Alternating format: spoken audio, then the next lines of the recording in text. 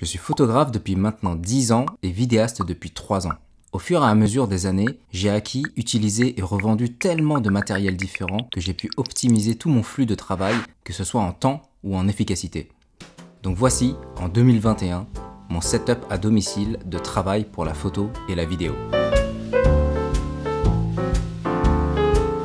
La pièce principale de tout setup, c'est bien sûr le bureau. J'ai choisi le modèle assis debout de chez Ikea car il me permet de changer la hauteur à volonté via la manivelle mécanique.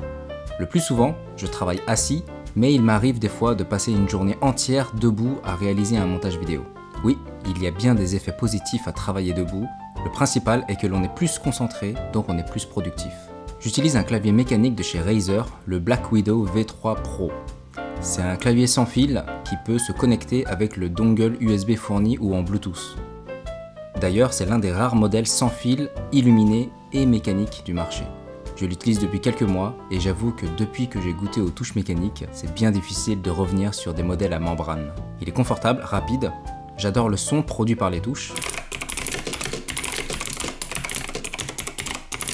Et il possède des boutons multimédia individuels que j'ai besoin pour changer la musique, car oui, j'écoute de la musique toute la journée quand je travaille devant mon ordinateur. La souris qui accompagne mon clavier est la Logitech G502 Lightspeed connectée à son tapis de souris PowerPlay. Ce tapis de souris possède une zone de recharge lorsque la souris est posée dessus, donc plus besoin de se soucier de la batterie, elle est constamment à 100%. Je joue aussi aux jeux vidéo, donc voilà la raison du choix de cette souris. Deux écrans sont installés sur des bras articulés. L'écran principal est le LG Ultra Wide 38 pouces 4K. Le deuxième est l'Asus VG279Q, modèle de 27 pouces Full HD. Au début, j'étais un peu sceptique de l'intérêt d'un écran ultra large, mais je me suis laissé tenter. Résultat, j'adore!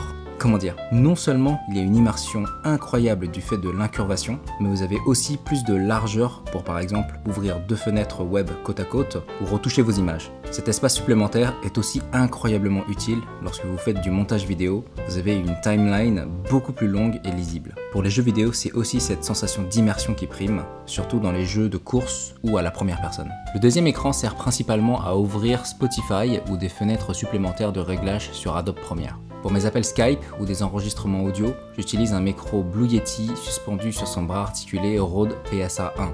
D'ailleurs, en ce qui concerne l'audio, j'y apporte une attention vraiment particulière. Je ne suis ni mélomane ni audiophile, j'aime tout simplement le son de qualité. Pour le coup, je suis parti sur une installation hi-fi. Mes enceintes sont des KEF LS50, modèle très célèbre et réputé de la marque anglaise. Lorsque l'on fait du montage vidéo, nous avons besoin d'un son qui soit clair, précis, fidèle, et les KEF LS50 réalisent parfaitement ces trois tâches. Comme les enceintes sont passives, il faut lui associer un amplificateur. Et j'ai choisi le Rega LX R. Les amplificateurs ont le rôle, donc, d'amplifier le son provenant d'un lecteur audio avant de l'envoyer aux enceintes. Le Rega LXR a la particularité de rendre le son beaucoup plus chaud et agréable sans pour autant dénaturer la source. Donc pour écouter de la musique, c'est un pur bonheur. Les enceintes KEF LS50 n'ont pas la plus grande profondeur au niveau des basses. C'est normal vu que ce sont des enceintes bibliothèque. Alors pour pallier à ce manque, je leur ai associé le caisson de basse REL S3. On m'avait dit tant de bien de ce caisson. Sa particularité est qu'elle est extrêmement musicale. Une fois, j'ai écouté un morceau de musique juste avec le caisson, sans allumer les enceintes. Et j'ai reconnu la mélodie du morceau de musique juste avec les basses. C'était bluffant. J'ai possédé auparavant d'autres caissons et à côté du REL S3, il faisait vraiment pas le figure. Alors tout ce système hi-fi, sur quelle source audio est-il connecté? Il y en a deux. Le premier, c'est le lecteur streamer Bluesound Node 2i. Ce DAC est super riche en fonctionnalités et surtout, il est compatible AirPlay 2. Vu que j'utilise un iPhone, je lance ma musique avec mon téléphone hyper facilement grâce à sa grande compatibilité avec l'écosystème Apple. La deuxième source est tout simplement mon ordinateur. Je l'ai nommé Rainbow. C'est un PC que j'ai entièrement monté moi-même. Le châssis est le Inwin 905, boîtier PC minimaliste avec de chaque côté une grande vitre en plexi teinté. Je voulais un ordinateur silencieux et esthétique, donc j'ai décidé de monter mon propre système de refroidissement water cooling. Le processeur est un Ryzen 9 3900X, couplé à 64 Go de RAM G-Skill, une carte graphique RTX 2060 Super, une carte mère MSI X570 création et 3 Tera de disque SSD NVMe pour l'accès rapide aux données. La carte son est la NU Audio de EVGA, c'est elle qui est connectée à mes enceintes. Elle possède plusieurs entrées jack et j'y branche aussi mon casque Sennheiser HD 800. Pour moi, il est l'un des meilleurs jamais conçus. Le processeur et la carte graphique sont toutes les deux refroidis en water cooling. Majoritairement, j'ai décidé d'utiliser des tubes souples car c'est beaucoup plus facile pour entretenir le PC et changer les composants. Pour le système d'exploitation, c'est bien sûr Windows 10 qui est installé. Je possède un abonnement Creative Cloud de Adobe et utilise leur logiciel tous les jours. Dernier point très important d'un bureau de travail aussi complexe, c'est l'aménagement des câbles. Et comme vous pouvez le voir, il y en a très peu qui traînent. D'ailleurs, pas un seul fil touche le sol.